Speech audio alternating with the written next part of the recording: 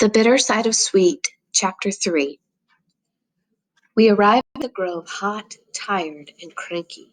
I've worked all day and then chased a wildcat on nothing but the thin soup of breakfast, and I'm starting to feel weak.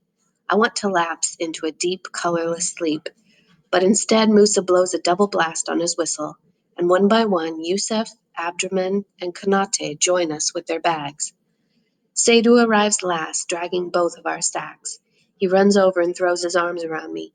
He doesn't need to say anything. I know he was scared. Scared to work alone in La Brasse, full of animals, large and small, that could kill him.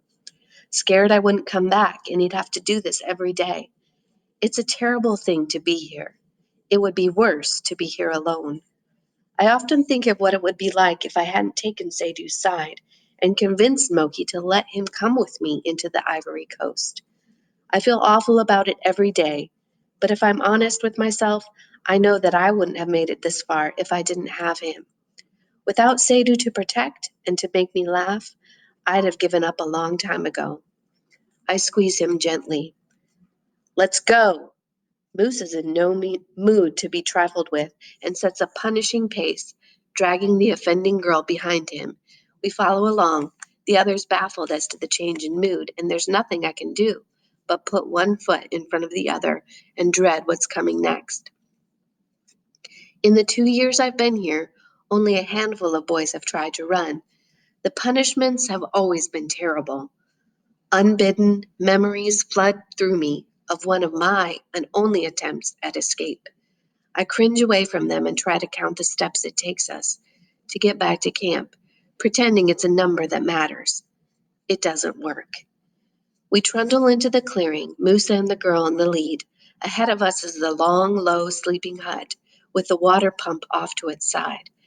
To our right is the large, clear area with the drying platforms for the seeds. To our left are the tool shed and the storage lean-to. Because we're all carrying bags that need to be stacked against it, we turn and walk there. I feel damp and chill across my neck and on my upper arms. My skin prickles with waiting. When it's my turn, I hand my sack to Ismail, the youngest of the brothers, who hefts it in his hands for a moment and scrunches up his long, skinny face, considering. Ismail's the one who decides every day whether or not we've made quota. He makes his decision based on how much he thinks the bag weighs and a quick look inside. It really bothers me that he never counts the pods, because even on days I come in high, I'm still never sure if I'll have enough. No, he tells me. Not a surprise since I handed him a near empty sack. I'm in trouble anyway, and making quota wouldn't have helped me out of it. So I pour most of my sack into Seydu's while we waited in line. I go to stand in the middle of the clearing near the fire pit with the one other boy who didn't reach quota today. Everyone else begins to make dinner. Musa is talking with his brother, still holding on to the tied girl.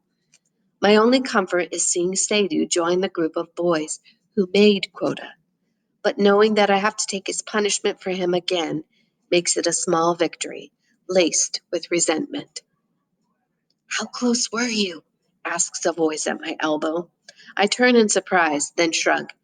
The other boy who didn't make quota is Mobito, a skinny boy with a big head but not nearly enough brains to fill it. He hasn't been here very long, and he's not learning quickly enough what he has to do to survive. He's sloppy with a machete and reckless with pesticides. He gets hit nearly every day, though he's too stupid to do anything big enough to get beaten very badly. He needs to learn fast, though, or the bosses will get frustrated with him. Then who knows how much he'll be hurt. Not close, I say in a tone that I hope ends the conversation. Waiting for a beating is almost as bad as the beating itself. Having to stand still and see it coming nearly drives me insane every time it happens. I think the bosses do it on purpose. It's twice the punishment, and it gives all the other boys time to look at us sideways and decide to work harder tomorrow. The bosses finally finish talking. Musa hands the girl to Ismail and picks up a large stick. He walks toward us, holding it loosely in his hands. Beside me, Mobito has started to whimper. I don't let myself shrink away. For all my bravery around Sadhu, though, I hate to get beaten. Stay strong, I tell myself, but it's no good. Once he lays into me with a stick and fear turns into pain, I lose my resolve. He's going out of his way to show the girl how bad it will be. By the time he's finished, I'm sobbing and begging him to stop, cowering on the ground. I hate that the others can hear me, can see me, but I can't help myself. Finally, he's done. Let that be a lesson to you, says Musa, and he turns to deal with Mobito, hitting more softly now that most of his frustration is out. He leaves the girl till last. When it's her turn, she shrieks and lurches, but Ismail holds his end of the rope, and she can't get away. The beating she gets is bad, but not as bad as the one when we tried to escape. I gingerly pull myself into a sitting position. He must be going easy on her because she's a girl. I wonder again how she ended up here. Her family must have sold her against her will for her to be fighting this hard to get away so quickly. But then my curiosity leaks out of me. It hurts to think. I draw my knees to my chest and tuck my head, moving slowly, trying not to pull at the long, open welts across my back and shoulders. I let myself cry because I can't help it. Besides, tears are like pus in a wound. Either you get them out quickly or they fester and make you sick and weak. My tears dribble across my bare knees, leaving tracks in the dirt that is caked on me from scrabbling on the ground. Let it out. Tomorrow you'll need to be strong again. I tell this to myself over and over like a lullaby.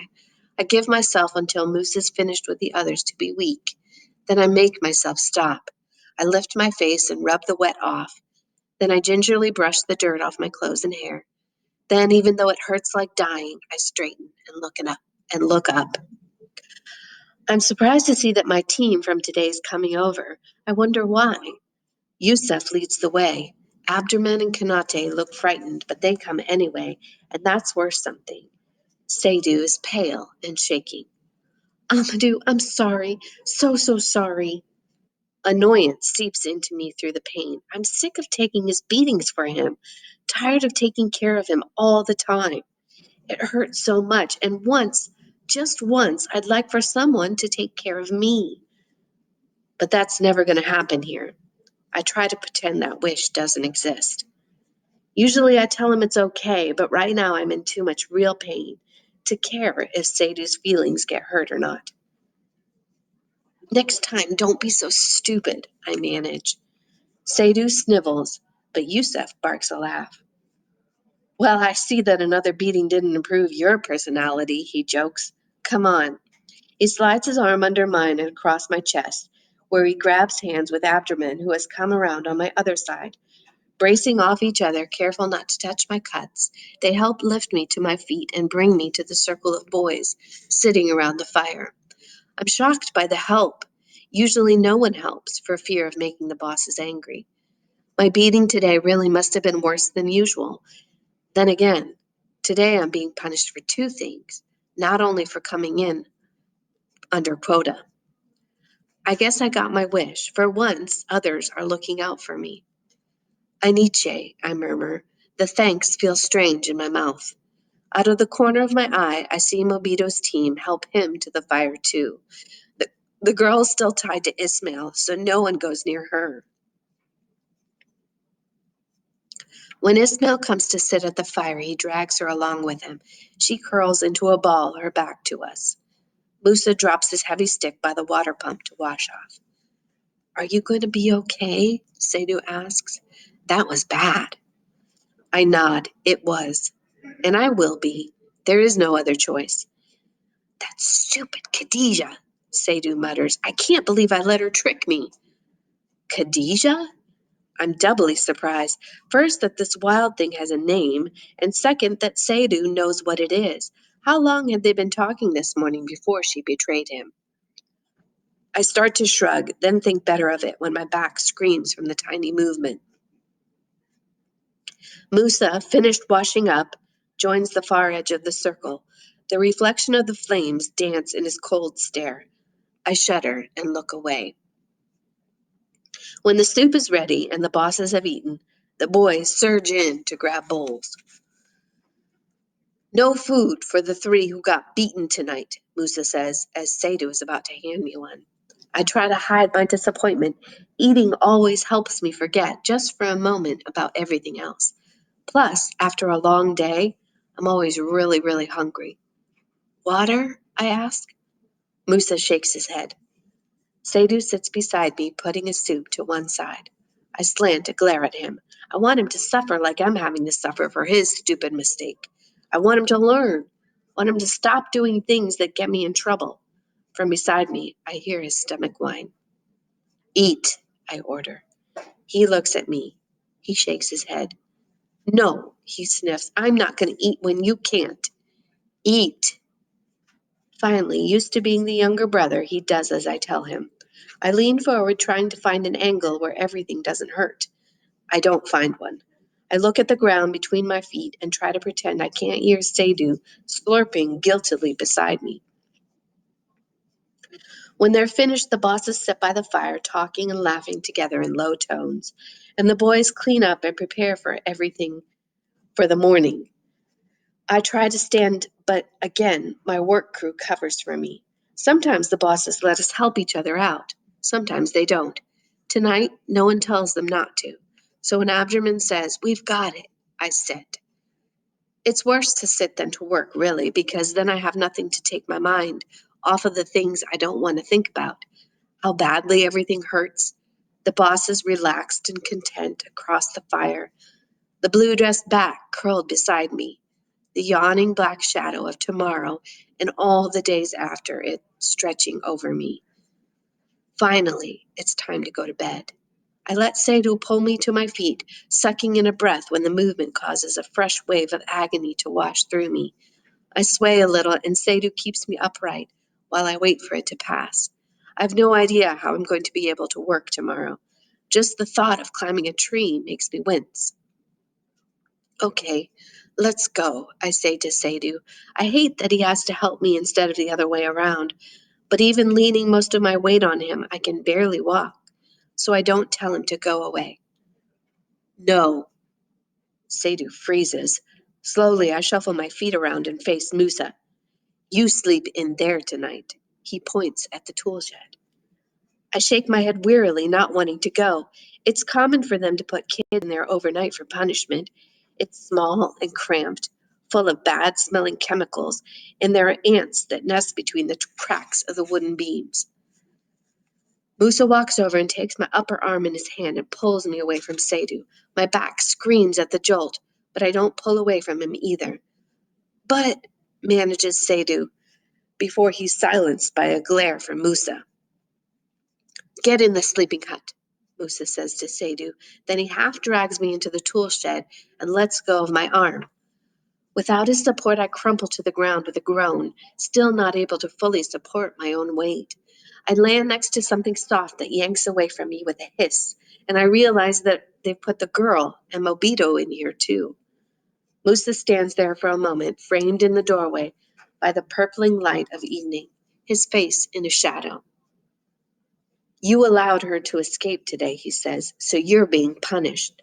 Since I don't think you'll be able to keep harvesting tomorrow, I'm putting you on shelling duty until you're better.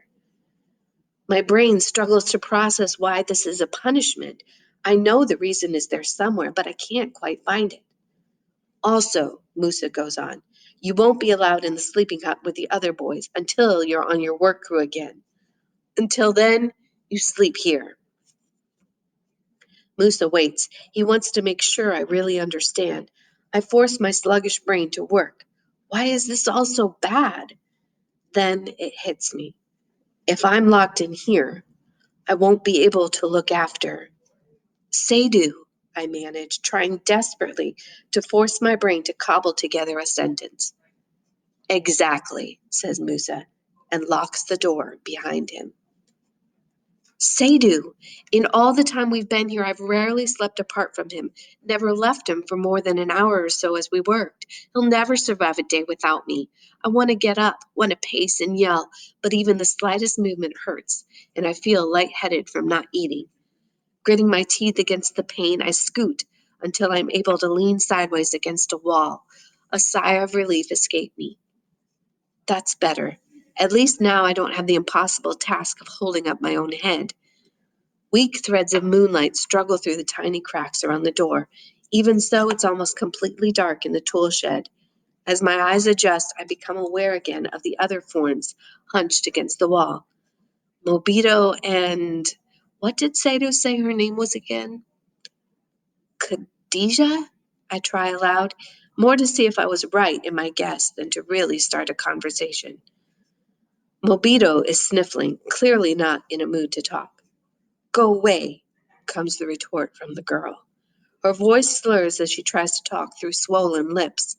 For a moment I feel a pang. We're all locked in here, all hurt. Then I remember that all of this is her fault, and my pity turns to rage. Go away. Go away, I snarl. You've pretty much made that impossible, haven't you? I just got one of the worst beatings of my life, and I'm stuck in this stupid, stinking shed instead of being able to sleep with the other boys. All because of you. You were certainly happy enough to go away this morning. I choke out a bitter laugh at my joke. Just trick a little kid and run, huh? Did you even think about the price other people would have to pay for what you did? Well, now you see what that gets you. I hope you're happy. I want to say more, but even that small rant has exhausted me. I turn my face from both of them, each too stupid to see what they've done wrong, and try to fall asleep. I jerk awake in the middle of the night, gasping. My quick movement dislodges some of the ants that were crawling on me as I slept. I brush off the rest of them, then swipe the ground in arcs, checking for snakes, spiders, or anything else that might be within reach of biting me. But there's nothing. I settle back and wonder what it was that woke me. I lie there for what feels like a long time on high alert without knowing why. My noise and movement caused a sudden silence to fall around the tool shed. Slowly, the sounds of the bugs in the trees and the machine gun roaring of the tree frogs picks up where it left off. I feel another ant crawl across my arm, but I ignore it, straining for the sound that woke me. Then I hear it, a faint scratching sound, too rhythmic to be natural. I strain my ears to hear. Scritch, scritch, scritch, scritch. For a few moments, I'm baffled. Then I puzzle it out. It's the girl. I don't know where she's found her hope, but there she is in the dark, rubbing her rope bound hands against the edge of the concrete foot of the shed's corner post, trying to weaken the thing holding her there. I briefly consider handing her a machete from the far side of the shed. Then I shake my head, brush the bug off my arm, and try to fall back asleep.